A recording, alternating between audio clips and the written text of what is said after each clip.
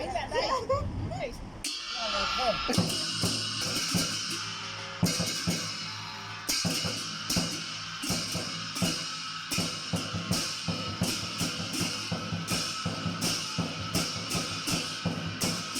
you play again? No. I don't think I'm gonna be playing again because I'm gonna go deaf. But it was so much fun.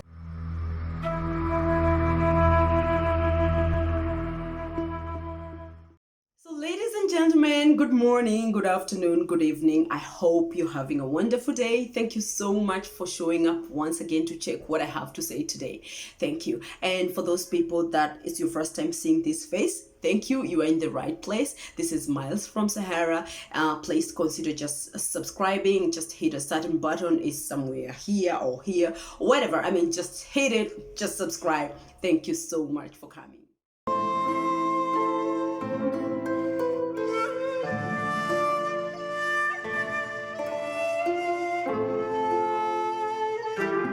So right here, guys, are some tips that you need to be able to travel to China and have an amazing trip. And yet you might just say, okay, I've been to Australia, I've been to Germany, I've been to Uganda. I mean, yeah, I've been to whatever, all over the world.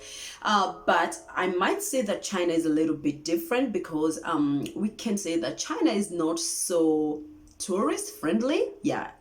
Yeah, we can say that. But with this information, at least beforehand, it just might make your trip amazing. Yes, I've seen some people that also came out with a very bad experience, but that is just because they didn't know some of these things that are specifically happening in China. So guys, let me start with the most scary one. Hotels are going to reject you. Yes, sadly, this is true. Imagine you're just going to carry your luggage, go to one hotel, and then they're going to tell you, oops, no, we do not accept foreigners. And then you go to the other one, and yeah, it's so frustrating. And I'm speaking like this because I know a couple of people that have been through this, and one of them is my good friend. He actually looked for a hotel in Beijing until it was 1 o'clock in the morning. And then he just figured out, anyway, my train's leaving at 5 o'clock in the morning, so I might as well just go to the train station and wait for my train. So yeah, so that's what he did. And he's not the only one who's had to wait overnight or sleep overnight at a train station. So the reason why hotels reject you is because they're required to have some form of license. And also there's a rule that when you get to China, you must register with the police station within the first 24 hours since arrival. And so it's up to the responsibility of the hotel that hosts you to take your papers to the police station, and maybe they just think, anyway, we just don't even have that many foreigners, so I mean, why the hassle? So they just kind of choose to just leave that option out. But not to worry, there are those hotels that still accommodate foreigners. The only problem is where to find them or how to find them. So for instance, there are chain hotels, like one of them is Jiajing and the other one is Hunting Inn. Yes, you can find them on the internet. You can Google them. They are all over. I mean, in every city you will find them. So yes, that's a good hope. And then the other thing, you can always check hotels online.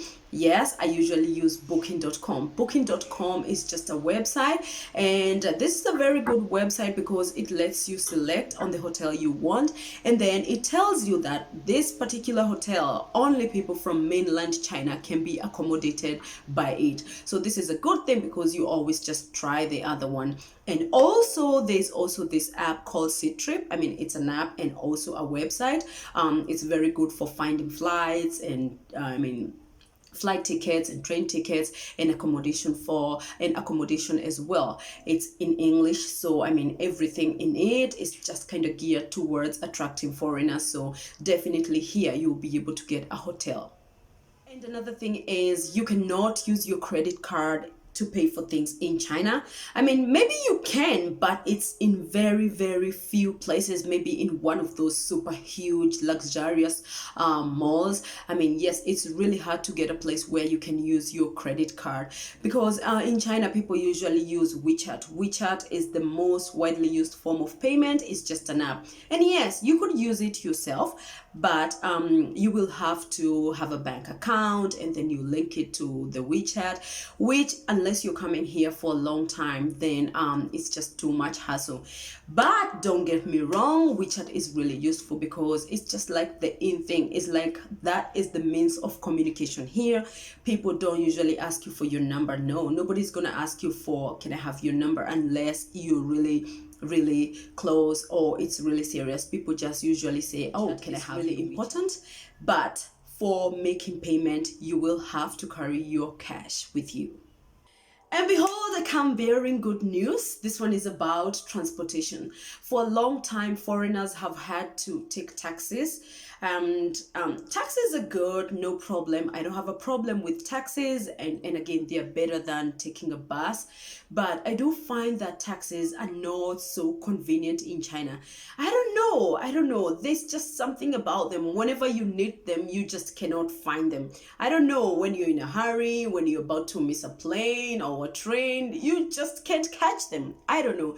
And also, I feel like they just on purpose just skip me and just stand where there's a local person. So I feel like they just leave me on purpose. Maybe they just think, oh, this is a foreigner, she might not even be aware of where she's going. So I mean, why the hassle? Let me just pick this one who knows where she's going. So I don't think I'm the only one who feels that it's hard to be able to get a taxi. So an alternative form of transport like Uber will be really appreciated. And yes, there is Didi. Didi is a Chinese app and works. It's really convenient. It's really reliable. But one problem: if you did not have WeChat, then again, you're out. You cannot use Didi. And guess what? Just some time back, you can be able to get an English version of Didi, and they will allow you to use your Visa card, or I mean MasterCard, or something like that. So that is something I'm really happy about. Now that I've mentioned that you'll be carrying around money, it's a very good time to tell you to take care of your money. Yes, China is really safe. Yes, nobody's gonna attack you. I mean, the chances of someone just attacking you or mugging you are very slim. But the petty thieves are many, and they're always ready and very skilled. Yes, pickpocketing is so much in China, and it's really easy. And the reason why it's so easy for them is because they're the rest of the public, they don't bother with you. They're just too busy. They cannot afford to miss their train just because of your thief drama. So it's entirely up to you to take care of your things. And even when you get robbed, someone is just gonna tell you it's because you didn't keep your money properly. So yes, I cannot emphasize enough how important it is to take care of your pockets, belongings. And the biggest problem with us is, once I tell you to take care of your money, all you're doing is to just keep checking and confirm that your money is still there. No. I do not tell you to keep confirming. Like maybe you're dancing in a club, you're dancing and then you're just tapping and patting your pocket to just make sure everything is intact. No, not that. I mean, you hold your pocket and you do not let your glance out of it. Just take care of your things. Now, the other thing is, language barrier is real in China. Yes, you know that they don't speak English. Yes, you know that. But you probably don't realize how serious it is. Although of late, I can say that they've really improved a little bit. The time I came here, you would just approach someone and someone would go like, oh, like, whatever you're speaking, I do not understand. Leave me alone, But right now, they don't freak that much.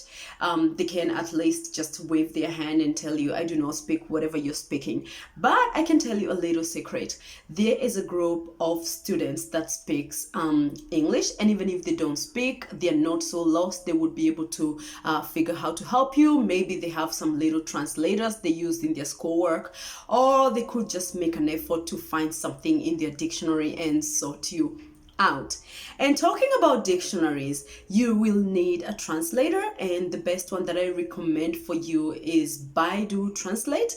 Baidu Translate is really good because it can actually you just take a picture and then it just translates whatever, and then also it has recording. It's an amazing translator. It's like literally you have someone translating for you. So yes, find Baidu Translate. No matter how much Chinese you will learn, but before your journey, you will always need this as a backup. And I don't want to forget to tell you that your passport brings you into the country, but also kind of maintains you around the country. That is to say, you will need your passport to buy train tickets. You will need your passport to buy bus tickets. Yes, it doesn't matter. You're just moving from one town to the other. You will need to produce your passport. You cannot just go and buy two tickets, one for your husband. No, one passport buys one ticket. Also, you will need your passports to book a hotel. Yes, that is expected. And also you will need your passport to go to an internet cafe. That I find that a little bit too much, but I think it's okay. But the question is, what happens if you lose your passport and it's really so important for you to survive around? Not to worry, all you need to do is just go and report to the police station, where they give you a little piece of paper, whatever, that report, and you can always use that to travel to whatever your destination. Maybe you're probably just going to sort your passport problems. So yes, so that gets me to the point of take care of your passport is really important in China.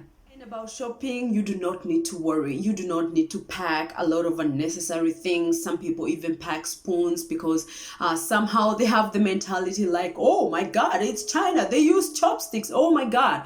You need your whole entire life in your suitcase. No, that is just going to weigh you down. In China, you can get almost everything. And maybe unless there's that particular medicine that you must really, really get it from back home, you can almost get everything. And also maybe if you're a big size person, you might have a little problem getting the size of your clothes, but still you will be able to get clothes in H&M and Decathlon for your size. So I mean, don't worry, you can always get anything you need in China.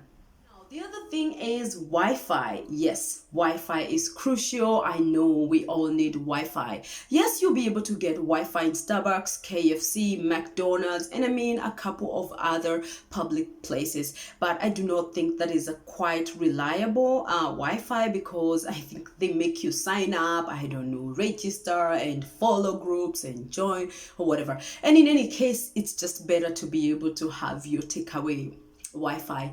So yes, I would suggest the first thing you do is to buy a SIM card. You can always get it in the airport. So in fact, if you ask me, I would just say before you leave, I mean, just buy your SIM card, find a seat, download a couple of things, and one of them being Baidu Translate, and the other one is Baidu Map. Yes, I haven't talked about that. That is a really cool map. It just it can always show the little U somewhere, and you just follow the way it goes. It's really convenient. But I don't want to break your heart, but the truth is, in China, you cannot be able to get Google services. That is something like Facebook, YouTube, Instagram, Twitter. Oh my goodness. Yes, that is really, really sad. But not to worry, we always have a way around it. You can always have a VPN. And you could get your VPN in China, but then again, it's not gonna be so easy to download it. It's just easier to be able to get it back home. So before, as you're planning your journey, just get yourself a good VPN. Some VPNs are free, so you don't have to worry. Like you can have Turbo VPN and Siphon. Those are all free VPNs, but okay, they will disconnect once in a while, but they will always push you a long way just in case you want to save some money. But I would really recommend you just get a good VPN once and for all. So yes, now welcome to China. But one more thing. Sadly, we do not use our SIM cards to make international calls. I think we could, but people have learned it's just super expensive. And the other thing is they rarely make it, like they rarely go through. You put codes and I don't know, it's just so much. So we've just gotten used to using WhatsApps and Skyping to make our calls. So yes, with that information, now I say open the door and welcome to China. So there you have it. Those are the China travel tips for you. I really hope you've learned something. So if you did like this video, just go ahead and give it a thumbs up. And if you haven't subscribed to this channel yet, just go ahead and hit that red button. Thank you so much for keeping me company. I really appreciate it. Thank you. Have a wonderful day. Till next time.